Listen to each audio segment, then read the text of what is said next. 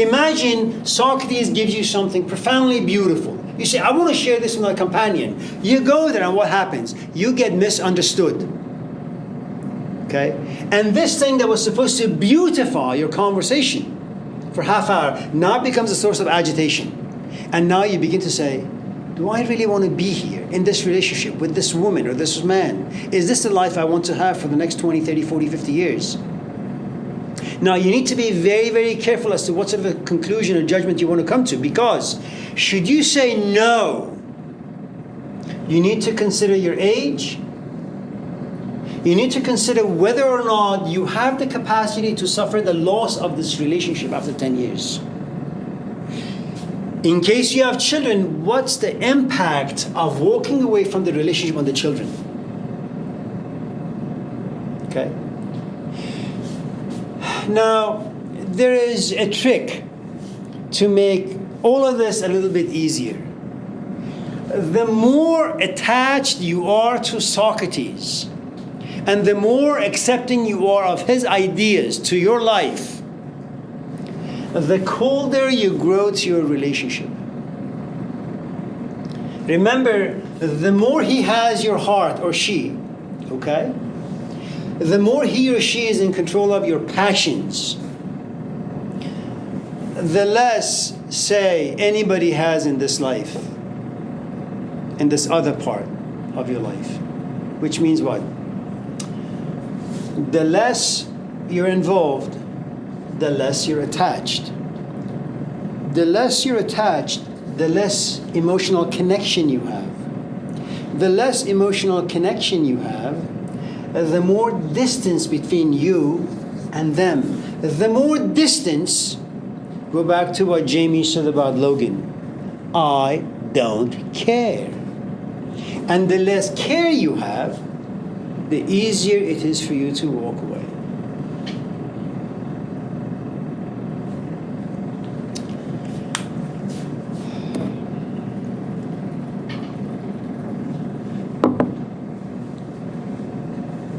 Does that?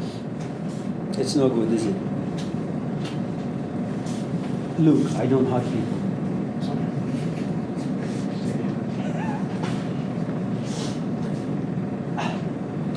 Logan, anything? Matthew? It's my month today, sober. It's what? It's my month today, sober. Good job. Good for you. Sarah, anything? Paula? Was this pertaining to Kendra's question about like the teacher-student relationship and then how that translates into Chaos? right outside of the classroom? Are you speaking about it in bigger, grander? Can you say all of that again? Are we speaking in terms of something like this, a classroom like this, or we're speaking in grander terms about just life?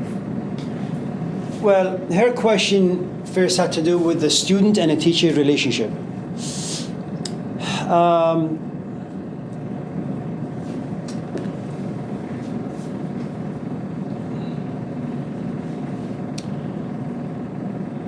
You know, let's say this is you, and let's say this is your companion, Jake. Okay. Now, when the two of you first met, it was perhaps he had a nice voice, or he just looks nice, but it was one of the five senses, okay? And then you guys begin to kind of spend some time, attraction grows, you guys have coffee, then physically you become intimate, and then you create certain history, and that history connects you. Okay. And then you say, let's get married. Okay. Let's have children. Okay. Let's move in. Okay. Not in that order, but you get the point. Now, replace Jake with Jesus. Or Socrates or Malcolm X, whoever your hero is, Superman, whatever. Okay.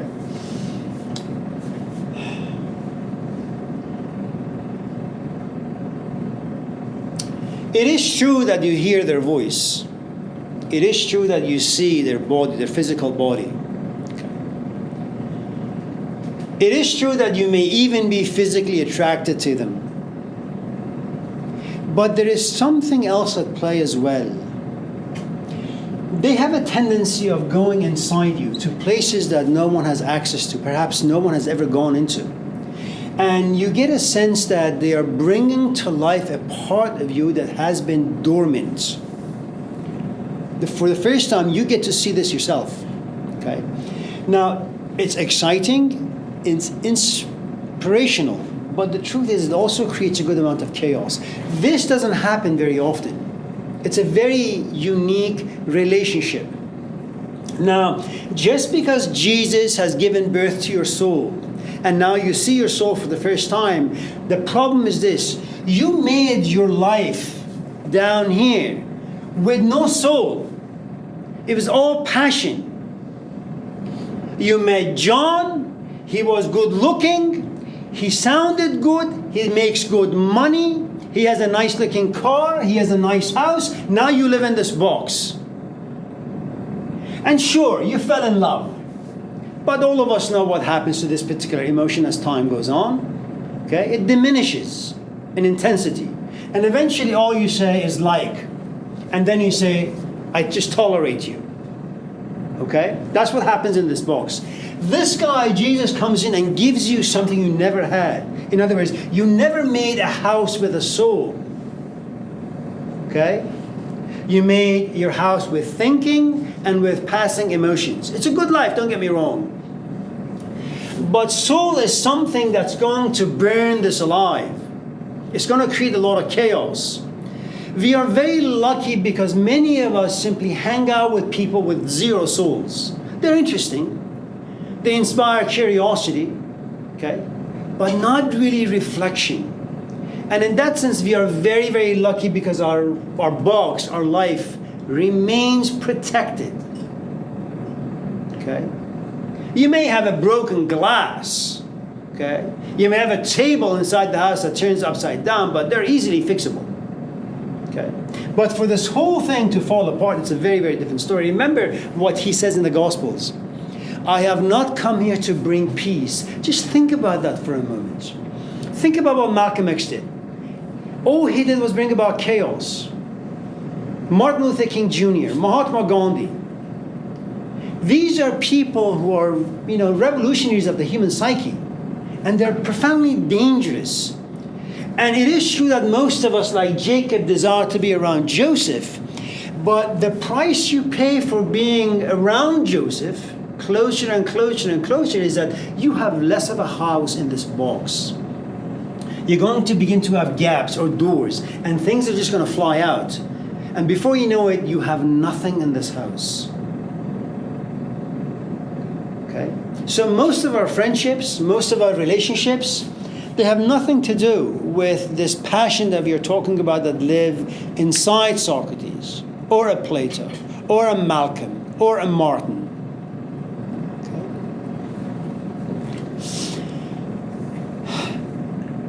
To add to this scenario, something really interesting happens. The moment you realize that your house is beginning to fall apart, you make excuses. Okay?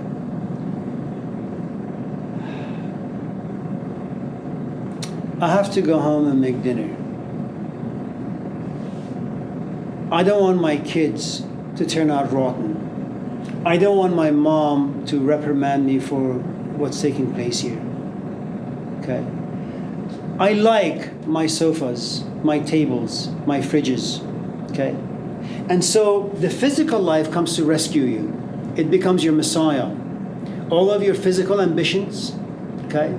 All of the sort of guilts that you have down here, they kind of come up and say, Jesus, it's really good to be around you, but I can't do it this weekend. I have to take my kids to the birthday party. Okay? And when you go to this party, different components are going to be introduced to you, different desires are going to come to you, and all of a sudden Jesus, who used to be priority, now goes to the back seat, maybe the trunk. Okay?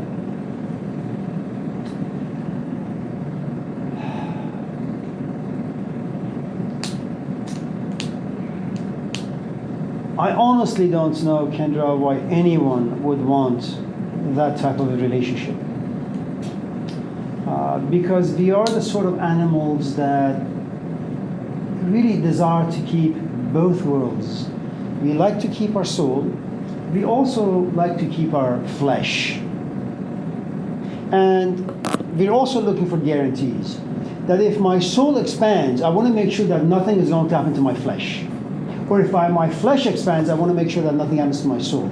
Okay? Right now you're making $20 an hour and you're only working like 30 hours a week. So you have a good amount of time to go to classes, go to meetings, workshops, and read books. And sit and do meditation, for example. Okay? Now, as your soul expands, you realize, well, you can't really do the work anymore. Okay? You have to quit your job. Instead of working 30 hours, you have to work 10 hours. That means less movies, okay? Less dinner outs, less hang out with your friends, and maybe leaving your studio for just sharing a room with someone.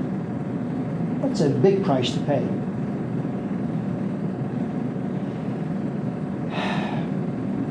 The other aspect that I think needs to kind of some explaining is that the problem with people like Jesus or Socrates or Malcolm X, they really make you feel guilty for the life that you have here. Every time you go back, you say, why? You know, it's kind of like whenever I go to Yosemite, I used to, when I was much younger, stay there for like a week or a month. And as I'm packing the tent and putting the stuff in the car, I say to myself, why am I going back home? There is nothing in Oakland. I go to the classroom and talk to who? For what? Just stay here.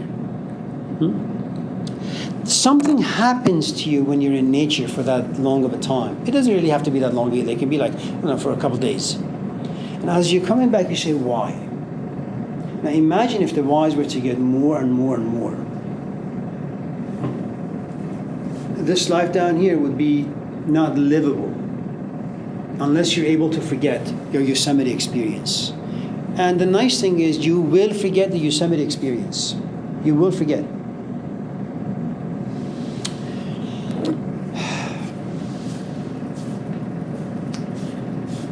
Does that... It's no good.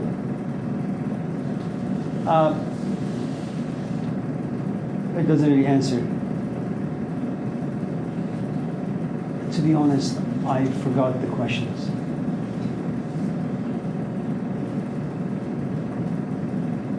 What was the question? Jamie, anything? Do you remember the question? No? Paula, do you? Remember the question? Yeah. My question or? Any question. It could be a new question. I remember the question. What is it? It went something like, a teacher is asking you or telling you that you don't know how to think. Oh, yes. Not making sense of anything, but you're expected to do so else.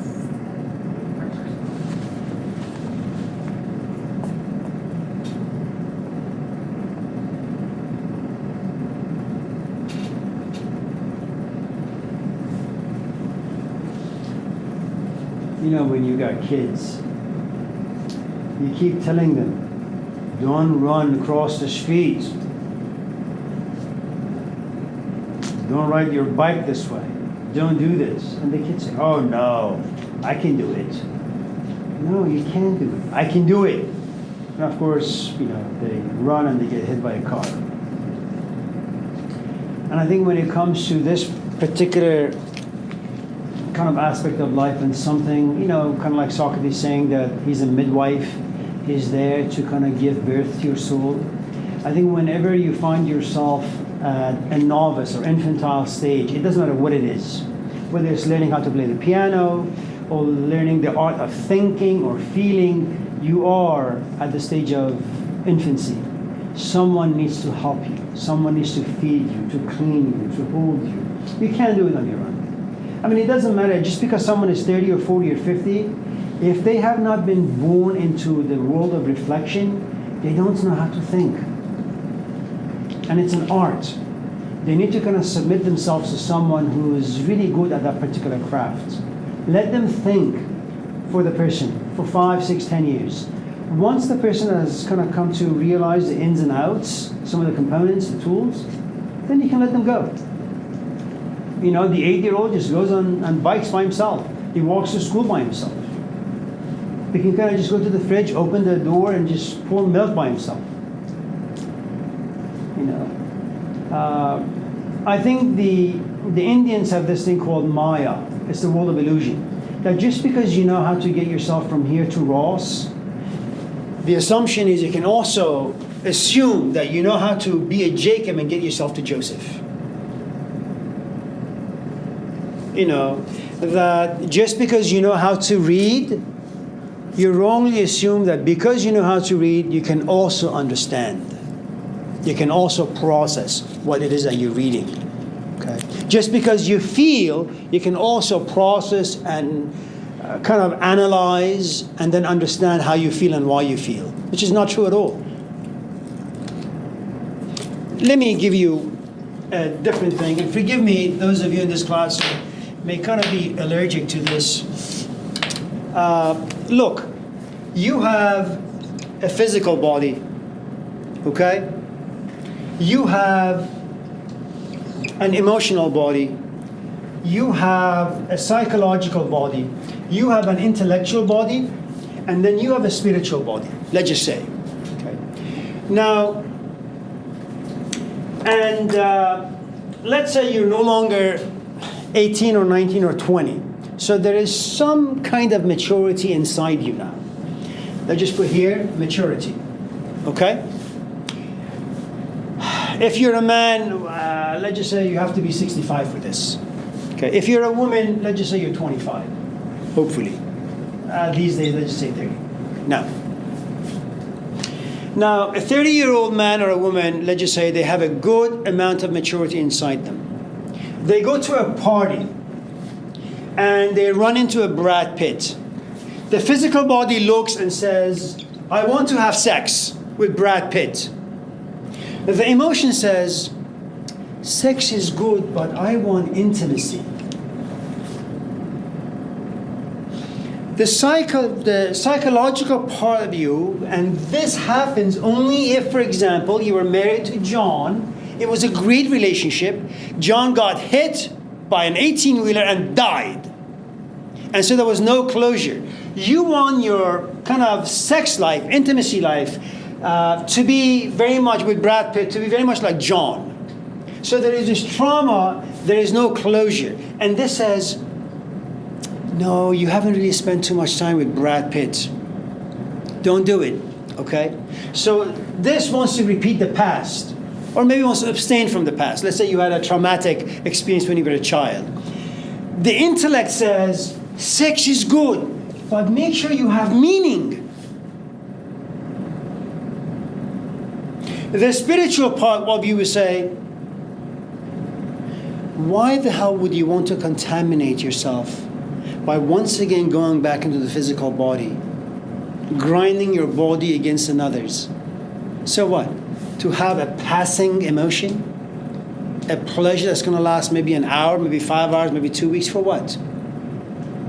And if you happen to be up here, the spiritual part, remember what we talked about. If you're on a quest, the spiritual quest, you don't have very much use of your physical body, which gives room for a good amount of sadness and depression. You don't care really for emotions that are connected to your physical body. You don't care for the past. Okay? You don't care if you're from Iran or Chile or Mexico. None of those things matter. You don't really care about how many books you've read. None of those things matter. By the time you're at this stage, you have basically dismissed most of the stuff. Okay? There is a great amount of conflict here. Your body says Brad Pitt. Your emotions say, I'm not sure if like an hour meeting with Brad Pitt will give me intimacy. Okay? Intense emotions perhaps, feelings, passions, but intimacy, no. Where I can feel secure and comfortable. Okay? There is really no meaning. Okay? And what you have is conflict, and conflict. You can't have fun in any of these four areas. It's impossible. So you have a very divided and fragmented being. What happens if you become very, very mature is this. You get rid of all the stuff. You live this way for about, say, 30 years. Then you say, Amir, you're getting a little older. Amir, you've done this game for a while. It's good to go back into life. Then you go here. You're not going to mistake this for love. Because by the time you're here, you spend so much time by yourself. You know, women are really, really good at this, especially when they go through, when they lose a parent, or when they lose a child, or when they divorce. They kind of just go inward. And when you go inward and stay inward for like 5, 10, 15, 20 years, you have kind of come to this place where you can keep a good company. You and you. And all the people who come to your life, they're just extras. You can live with or without them. You know? So, if someone like JC is up here, of course he's going to make you feel bad for this. You don't really know what to do with this. I mean, you can do it, but you don't really know why you're doing it. You're just doing it because it feels good. And you have to please your husband or your wife. Okay? You don't really know the meaning of intimacy. Intimacy means allowing someone to look at you. Okay? But if you have a house that's messy like this, you have to be going out with someone very, very stupid and blind not to see the mess. Okay? If you have trauma in the past, it's not going to work out. Okay. So for the most part, if you hang out with someone like Jesus or Socrates, they don't want any traumas inside you. That can become an obstacle. All right? And they don't really care about your intellect, because most of the way you've been thinking about things in your physical life and emotional life, they've been wrong, and they have led you astray. And, you know, if you're 10, you can kind of listen to your mom and say, yeah, okay, I'll listen to you. Just in case you don't listen, your mom will just slap you. But if you're 35, it's very difficult to kind of just say, all right, Socrates, I hand over to you my life. Who does that? Matthew, anything? Logan, yes. Sarah? Luke? Jamie? Kendra?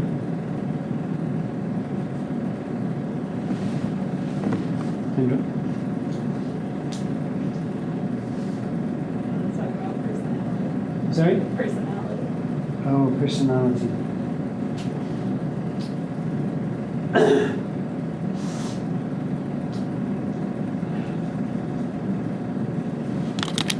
There are different versions of personality types. I can give you Freud, I can give you Carl Jung's, I can give you the Chinese, the Indians, I can give you the Gurdjieffians, the fourth way school.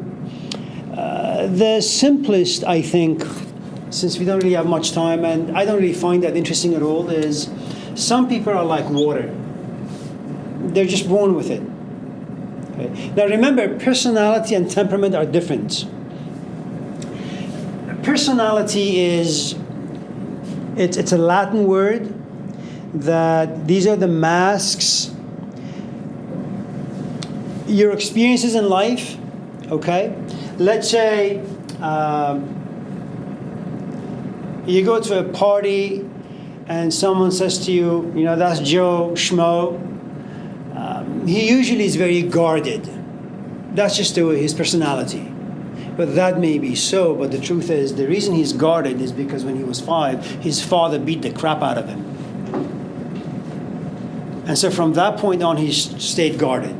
Okay? So personality has to do with the sort of experiences you have in life, and those experiences shape and form you. Okay?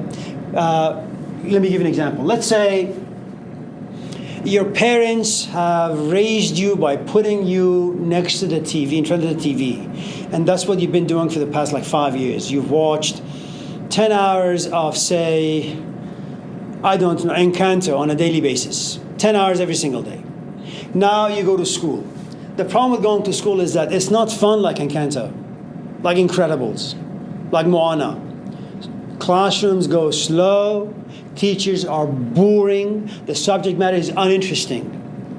And all of a sudden, your instructor kind of calls your parents and says, your son can't really focus. And so you take your son to some therapist, and they say, yeah, he's got ADHD. Okay? And then, of course, down his throat is forced medication. Okay?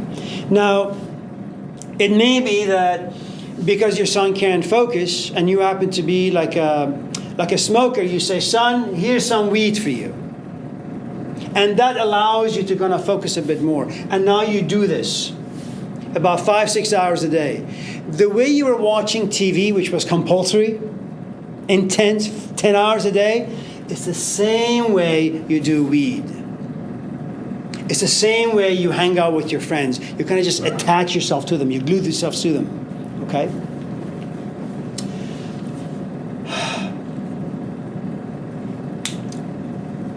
So, personality, temperament, two different things. Temperament is this. You are born, and you're born to be an introvert. Okay? You're asocial. You don't like going out and meeting too many people. You just keep to yourself. And it's not because of a social upbringing. Some people are just born to be reserved. They're just born to be shy. So in Chinese philosophy, some people are born to be water. They are passive. And they are conformist. They go with the flow. You want to go to In-N-Out? I'll go to In-N-Out. You want to Barney's? We'll go to Barney's. You want to go to Safeway and buy like a loaf of bread and eat with cheese? We'll do that. Doesn't really matter. They will fit the shape of any container. They're really great companions. Their only flaw is that should they come to a drug dealer and they fall in love with the drug dealer, they'll probably become a druggie. Okay? Some people are born to be fire. They're very, very, very aggressive. You know, it's like some kids, they just come out and they cry for like 2 minutes, 2 seconds, and they go to sleep. And that's how they've always been. They're very quiet. Some kids, they come out screaming, and they continue screaming until the day they die. And there isn't much you can do with that. I mean, if you're born to be a fire, you can go to 10,000 different therapists. The only thing you can do is pay attention to this temperament. And every time the flames go out to burn things, you kind of say, okay, cool it. Okay. Some people are born to be wood. They're very much like water. Remember, if your temperament is wood, you don't want to marry fire. Because they will consume you. They will dominate you. They will push you around. And if you're wood, married, or have a companion named fire, okay, they're going to dominate and govern every aspect of your life. And what you have is resentment and anger. What you want to do is you want to marry water.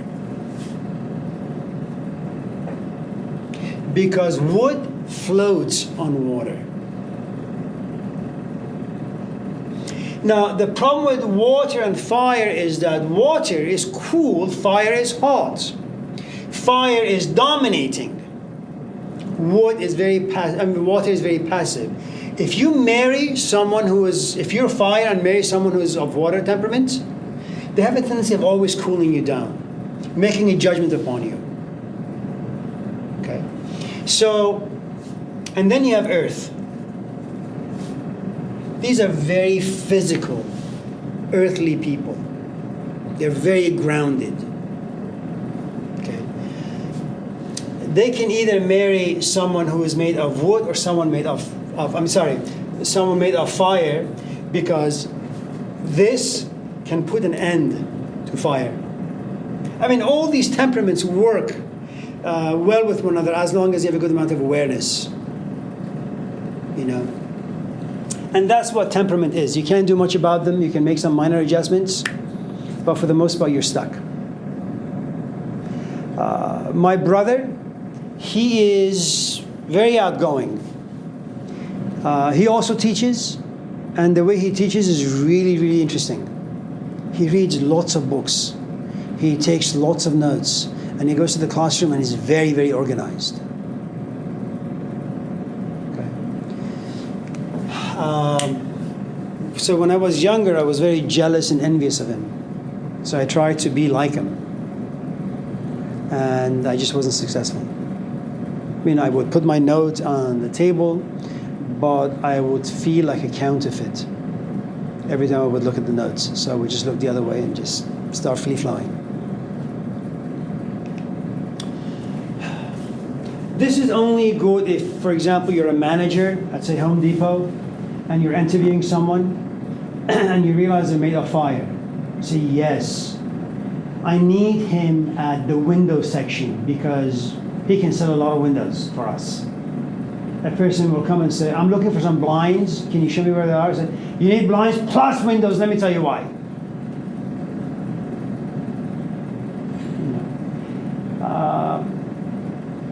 But I don't think most of us have the awareness that when you go out on a date, to kind of sit back and take notice, okay, I know I am water. Is this guy fire or wood or earth? Which one is he? It takes you a long time, and you have to live under the same roof to figure that out. This stuff is useless, really.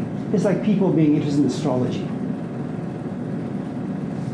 It may have been fine for, certain groups of people about 3,000, 4,000 years ago, but now,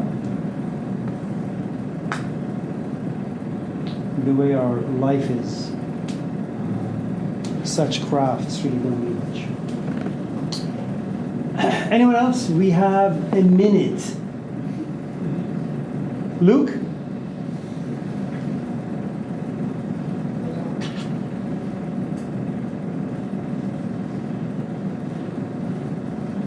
Matthew? Paula?